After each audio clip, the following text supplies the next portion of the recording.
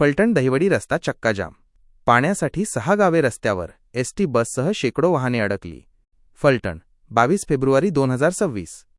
गेल्या 6 महिन्यांपासून पाण्यासाठी वणवण करणाऱ्या फलटण तालुक्यातील 6 गावांच्या ग्रामस्थांचा संयम अखेर आज सुटला। पूर्वनियोजित इशाऱ्यानुसार झिरपवाडी, सोनवडी बुद्रुक, तिरकवाडी, भाडळी बुद्रुक, सासकल आणि भाडळी खुर्द येथील ग्रामस्थ आणि सरपंचांनी आज फलटण दहिवडी रस्त्यावर भव्य रास्ता रोको आंदोलन केले। यामुळे या मार्गावरील वाहतूक पूर्णपणे ठप्प झाली असून प्रवासी आणि वाहनधारकांचे प्रचंड हाल होत आहेत।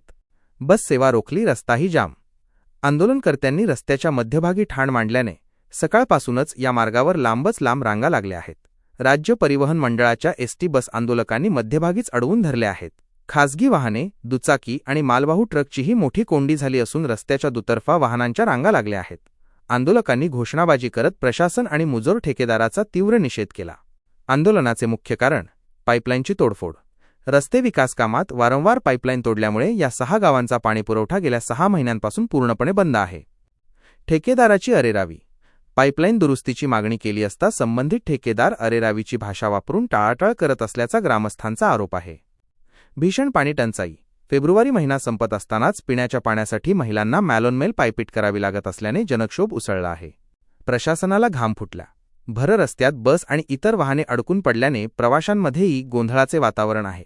पोलीस दल आणि महसूल विभागाचे अधिकारी तातडीने घटनास्थळी पोहोचले असून आंदोलकांची समजूत काढण्याचा प्रयत्न करत आहेत। मात्र जोपर्यंत लेखी आश्वासन मिळत नाही आणि पाणी सुटत नाही तोपर्यंत रस्ता रिकामा करणार नाही, असा आक्रमक पवित्रा सर्व सरपंचांनी आणि ग्रामस्थांनी घेतला आहे। आम्ही वारंवार विनंत्या केल्या, बैठका घेतल्या, पण प्रशासनाने फक्त गाजर दाखवले। आता आमचे हक्काचे पाणी मिळाल्याशिवाय आम्ही येथून एक पाऊलही मागे हटणार नाही, अशा संतप्त भावना झिरपवाडी आणि सासकलच्या ग्रामस्थांनी व्यक्त केल्या।